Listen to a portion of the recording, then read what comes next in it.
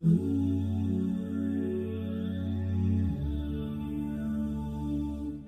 باللہ من الشیطان الرجیم بسم اللہ الرحمن الرحیم واللاتی یأتین الفاحشة من نسائکم فاستشہدوا علیہن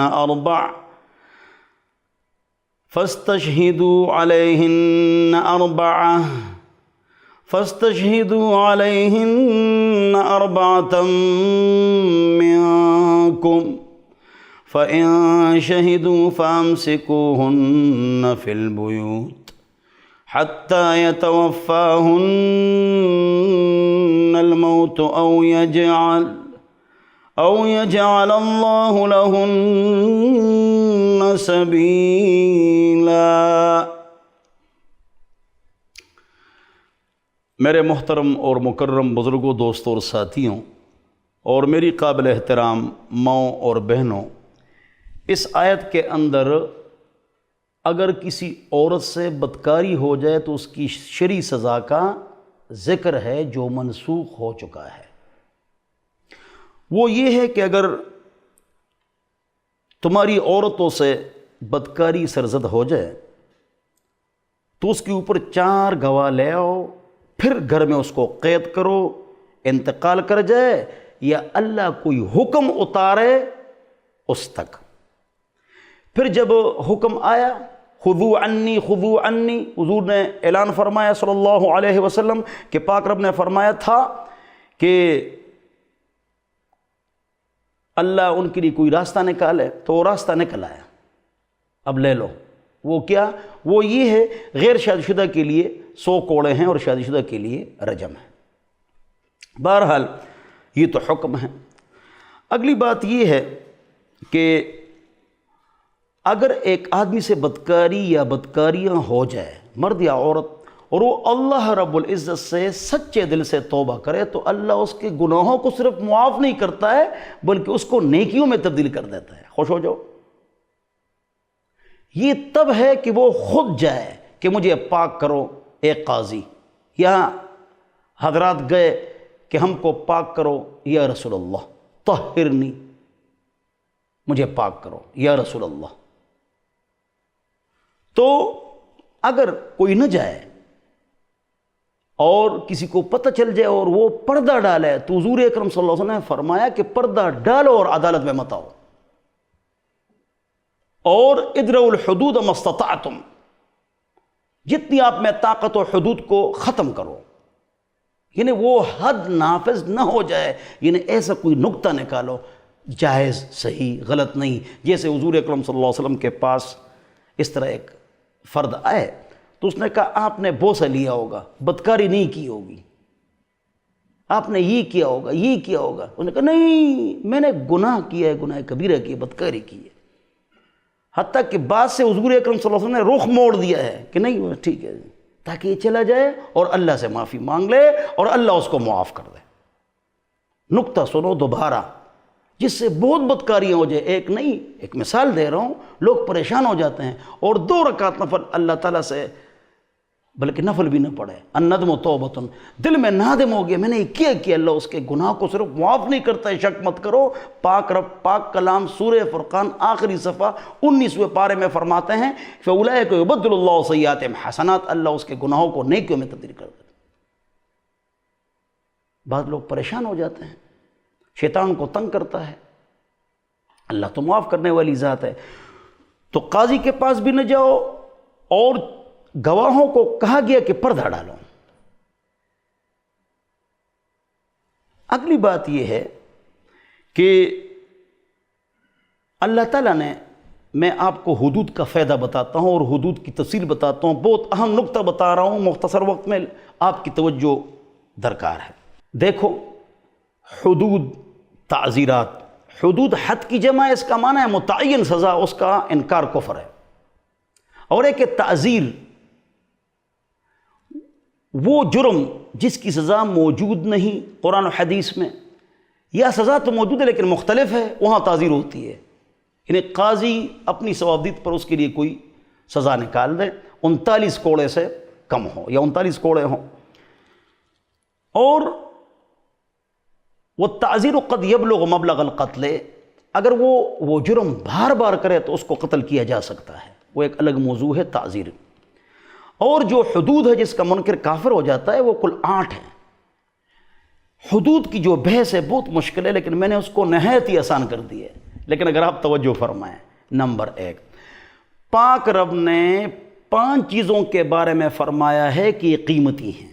نمبر 1، عقل قیمتی ہے، 2، جسم قیمتی ہے، 3، مال قیمتی ہے، 4، عزت قیمتی ہے، 5، نسب قیمتی ہے۔ پھر عقل قیمتی ہے، نیچے جان قیمتی ہے، نیچے جیب مال قیمتی ہے، نیچے نسب قیمتی ہے اور عزت قیمتی ہے۔ 5 چیزیں قیمتی ہے۔ اب سنو، ان 5 چیزوں کی حفاظت کے لیے اللہ نے 5 چیزوں کو منع فرمایا ہے۔ عقل کی حفاظت کے لیے نشہ حرام ہے، بدن کی حفاظت کے لیے قتل حرام ہے، مال کی حفاظت کے لیے اس میں 2 ہے، چوری اور ڈکیتی حرام ہے، عزت کی حفاظت کے لیے تہمت حرام ہے، نسب کی حفاظت کے لیے زنا حرام ہے، بدکاری حرام۔ ٹھیک ہوگی؟ 5 چیزیں قیمتی ہیں، 5 چیزوں کو حرام قرار دیے، تو جو اس میں گڑبڑ کرے گا تو اللہ نے 8 سزائیں اتاری ہیں۔ غور سے سنو، یہ میں نے آسان کر دی ہے۔ دیکھو، جو آدمی نشہ کرے گا 100 کوڑے ہیں، قتل کرے گا اس کو قتل کیا جائے گا، غلطی سے قتل کرے گا تو انسان کی دیت کیا ہے؟ غور سنو، 100 اونٹ کہاں ہیں، 1000 دینار کہاں ہیں، 10,000 درہم یہ کہاں ہیں؟ میں نے آسان کر دی ہے، 36 کلو چاندی انسان کی دیت ہے۔ نوٹ کرو، لکھ لو، 36 کلو چاندی یہ انسان کی دیت ہے۔ 36 کلو 36 تولہ 8 ماشا چاندی زرگر سے صراف سے معلوم کرو، یہ انسان کی دیت ہے۔ جب جرگے میں بیٹھو، غلطی سے ایکسیڈنٹ سے کوئی کسی کو مار دیا کسی نے تو یہ اس کی سزا ہے، دیت ہے۔ سمجھ گئے؟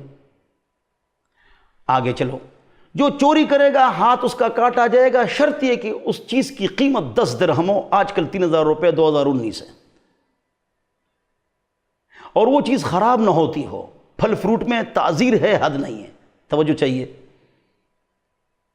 جو ڈکیتی کرے گا اس کی 3-4 صورتیں، تفصیل میں نہیں جاتا ہوں۔ سر عام کسی ادارے کو لوٹ لے، لوگوں کو بھی قتل کر لے، مال بھی لے جائے، سر عام، اس کو کہتے ہیں ڈاکہ۔ ایسے فرد کو سولی پر لٹکا کے قتل کر کے اس کو سولی پر 3 یا 7 دن لٹکایا جائے کہ لوگ اس کو دیکھیں۔ ہم چپکے سے پھانسی دیتے ہیں، یہ شریعت میں نہیں ہے۔ وَلْيَشْهَدْ عَذَابَهُمَا طَائِفَةٌ مِّنَ الْمُؤْمِنِينَ، جب سزا دو سر عام دو، وَلَا تَأْخُذْكُمْ بِهِمَا رَأْفَةٌ فِي دِينِ اللَّهِ، جب سزا دو تو دل میں نرمی پیدا نہ کرو۔ قانون میں اخلاق نہیں چلتے ہیں، اگر قانون میں اخلاق چلاؤ گے تو ملک برباد ہو جائے گا۔ جرم کے ساتھ ہمدردی جرم کو بڑھانا ہے، جرم کی سزا دینا یہ جرم کو روکنا ہے۔ سن رہے ہو؟ لہذا یہ ہے ڈکیتی کی سزا۔ جو آدمی بدکاری کرے گا تو اس کے لیے کیا ہے؟ اگر شادی شدہ ہے تو رجم ہے، اس پر اشکالات ہوتے ہیں، جواب دیتا ہوں۔ اور اگر غیر شادی شدہ ہے تو 100 کوڑے ہیں، رجم پر بات کرتا ہوں۔ اور اگر کوئی آدمی تہمت لگائے گا یا کسی کی بے عزتی کرے گا کہ یہ بدکاری کر چکا ہے یا یہ عورت بدکاری کر چکی ہو، غور سے سنو، تو میں کہتا ہوں کہ عزت 3 ذوات کی ہیں۔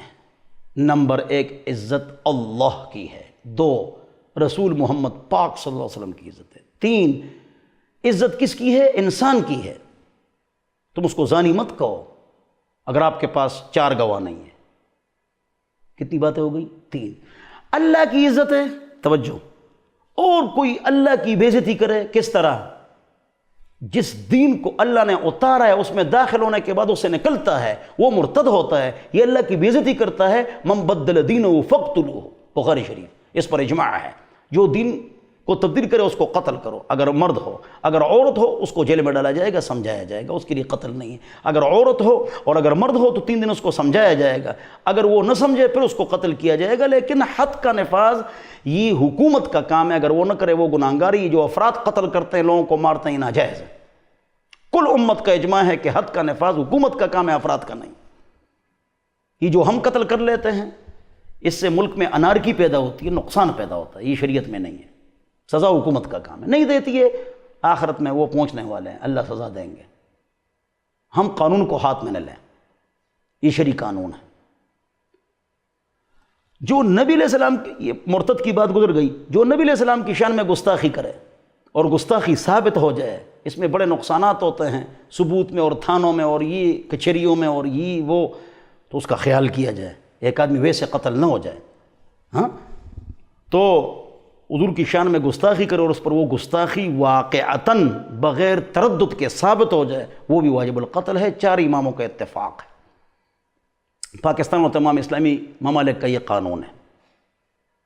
آگے کوئی آدمی کسی پر تہمت لگائے کہ اس نے بدکاری کی، 4 گواہ لائے ورنہ 80 کوڑوں کے لیے تیار ہو جائے، یہ 8 سزائیں ہو گئی۔ کیسے آسان کر دیا میں نے، آسان۔ یہ جو ہم کہتے ہیں حدود آرڈیننس، یہ ہم کہتے ہیں تعزیرات پاکستان، 1 سیکنڈ میں آپ کا مسئلہ حل ہو گیا کہ 5 چیزیں قیمتی ہیں، اس کے لیے 5 چیزیں حرام ہیں، اللہ نے 8 سزائیں اتاری، باقی تعزیرات ہیں۔ اب رجم کے بارے میں اشکالات ہوتے ہیں۔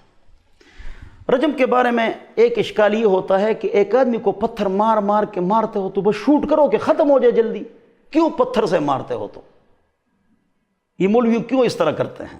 جواب 1200 سال رجم ہوا ہے، یہ مولویوں کا کام نہیں، شریعت کا کام ہے۔ ایک دوسری بات یہ کہ عمر نے فرمایا ایسا زمانہ آنے والا ہے کہ لوگ رجم کا انکار کریں گے، حضور نے بھی رجم کیا ہے، ہم نے بھی رجم کیا ہے۔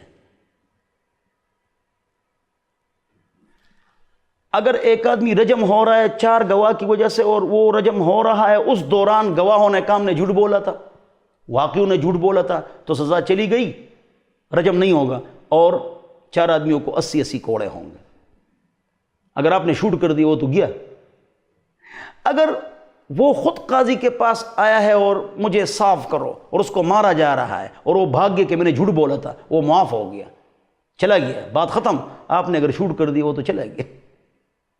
تیسری بات عجیب سنو، 4 گواہوں نے سچی گواہی دی کہ یہ کیا ہے، اس نے بدکاری کی ہے، اور وہ سچ بول کے بعد میں کہتا ہم نے جھوٹ بولا تھا، تو پھر بھی سزا ختم ہو گئی۔ اگر آپ نے اس کو شوٹ کر دی ہو تو چلا گیا، تو مر گیا۔ پھر اگلی بات بہت مزیدار بات ہے، میں نے کسی کتاب میں نہیں دیکھی، اس میں میری غلطی بھی ہو سکتی ہے، علماء کرام مجھے سمجھا سکتے اور میں اپنے قول سے رجوع بھی کر لوں گا۔ وہ یہ ہے کہ میری اسٹڈی کے مطابق جتنے رجم ہوئے ہیں وہ آدمی خود آیا ہے کہ مجھے صاف کرو، بس۔ 4 گواہ کالمیل فی المکحلہ، یہ کون ہے جو 4 افراد موجود ہو اور وہ بدکاری کرے اور 4 گواہ مل جائیں؟ یہ نہیں ملتے ہیں۔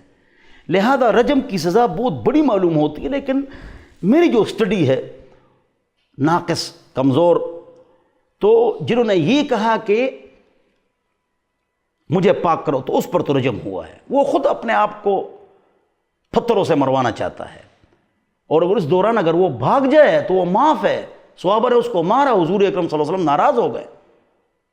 یعنی اس رجم میں بہت زیادہ سہولتیں ہیں۔ میں اگر یہ کہوں اس طرح تو آسان ہوگا، رجم کے ذریعے سے ڈرایا گیا ہے، رجم بہت کم واقع ہو جاتا ہے، جو ہوا ہے وہ تصدیق اور اقرار سے ہوا ہے، اقرار سے، اور گواہوں سے میری اسٹڈی کے مطابق ایسا ہوا بھی نہیں ہے، اور ہو جائے تو بہت ہی مشکل ہوگا کہ 4 افراد دیکھ رہے ہیں اور ایک آدمی مسلمان، میں مسلمانوں کی بات کر رہا ہوں، اسلامک اسٹیٹ کی بات ہو رہی ہے، اور وہ بدکاری کر رہا ہو۔ لہذا ڈرایا گیا ہے، لیکن بہت گویا کہ ناممکن ہی سی ہے یہ بات کہ رجم واقع ہو جائے اور 4 گواہ ہوں۔ بہرحال اللہ تعالی ہم سب کو سمجھ عطا فرمائے۔ ایسی تشریح حرام ہے جو اکابر اسلاف اجماع کے خلاف ہو، اللہ مجھے معاف فرمائے۔ بہرحال شریعت کا حکم میں نے آپ کو بتا دیا۔ تو فرماتے ہیں واللاتی یأتین الفاحشۃ من نسائکم، وہ عورتیں جو تمہاری عورتیں ہیں مسلمان اور ان سے بدکاری سرزد ہو جائے، فاستشہدوا علیہن 4 منکم، اس کے اوپر 4 گواہ بنا دو، فإن شہدوا، پس اگر وہ گواہی دے دے، فامسکوہن فی البیوت، ان کو گھروں میں قید کر کے رکھو یہاں تک کہ موت اس کو لے جائے پورا کا پورا، وَيَجْعَلَ اللَّهُ لَهُنَّ سَبِيلًا، یا اللہ تعالیٰ اس کے لیے کوئی راستہ بنا دے۔ پھر بعد میں راستہ آیا، وہ میں نے بتا دیا۔ وَالَّذَانِ يَأْتِيَانِهَا مِنْكُمْ فَآذُوهُمَا، اور وہ 2 افراد جو بدکاری کے پاس آ جائیں، یعنی ہم جنس پرستی کریں، منکم، تم میں سے، فآذوہما، تو ان کو اذیت دے دو، پرانے زمانے میں جوتوں سے ان کو مارا جاتا تھا. فَإِن تَابَ پس اگر وہ دونوں رجوع کر لیں یعنی توبہ کر لیں وَأَصْلَحَ اور ٹھیک ہو جائیں فَأَعْرِضُوا عَنْهُمَا پھر ان کو ملامت مت کرو. جرم سے نفرت کرو، مجرم سے نہیں، تو ان سے اعراض کرو. بے شک اللہ رب العزت خوب رجوع کرنے والی ذات ہے اور مہربان ذات ہے. اللہ تعالی ہم سب کو ہر قسم کے گناہ سے محفوظ فرمائے. یہاں پر جس سزا کا ذکر ہے وہ ہے لواطت. حضور اکرم صلی اللہ علیہ وسلم کا ارشاد ہے فَأَلْقُوا عَلَيْهِ الْجِدَارَ، جو لواطت کرے اس کے اوپر ہم جنس پرستی، اس کے اوپر دیوار گرا دو. اور ایک روایت میں فَقْتُ الْفَاعِلِ وَالْمَفْعُولِ، من عمل منکم عمل قوم لوط فَقْتُ الْفَاعِلِ وَالْمَفْعُولِ، دونوں کو قتل کرو. تو اس کی سزائیں مختلف ہے، لہٰذا اس میں تعزیر ہے جو قاضی اپنی ثوابدید پر اس کے لیے سزا مقرر کرے. یہاں ایک اہم بات بتاتا ہوں، تمام علماء کرام نہیں بتاتے ہیں، شرماتے ہیں، لوگ کیا کہیں گے. جب حضور نماز پڑھاتے تھے تو بچے، عورتیں، مرد سب ہوتے تھے، تو غسل اور حیض کی باتیں اس میں نہیں ہوتی تھی. تو ہمارے گھروں میں جو گندے سین ٹی وی میں چلتے ہیں یا کیبل پر، اس کو ختم کرو. وہ بے حیائی کی باتیں، دین کا بے شرم جنت میں جائے گا، دنیا کا بے شرم جہنم میں جائے گا. تو حضور اکرم صلی اللہ علیہ وسلم نے جب یہ آیتیں بیان کی ہیں تو ہم کیوں شرماتے ہیں؟ اور اگر ہم نہیں بیان کریں گے تو لوگ گناہوں میں مبتلا ہوں گے. تو لواطت جس طرح حرام ہے، اس طرح اگر عورت کے ساتھ ہم جنس پرستی کرے، اٹ از کالڈ سحاق. بخاری شریف کی اس کو سحاق بولتے ہیں. اس کی سزا بھی لواطت کی طرح ہے، اور یہ گناہ کبیرہ ہے اور اس میں لوگ مبتلا ہیں. اللہ ہم سب کو ہر قسم کے گناہ سے محفوظ فرمائے.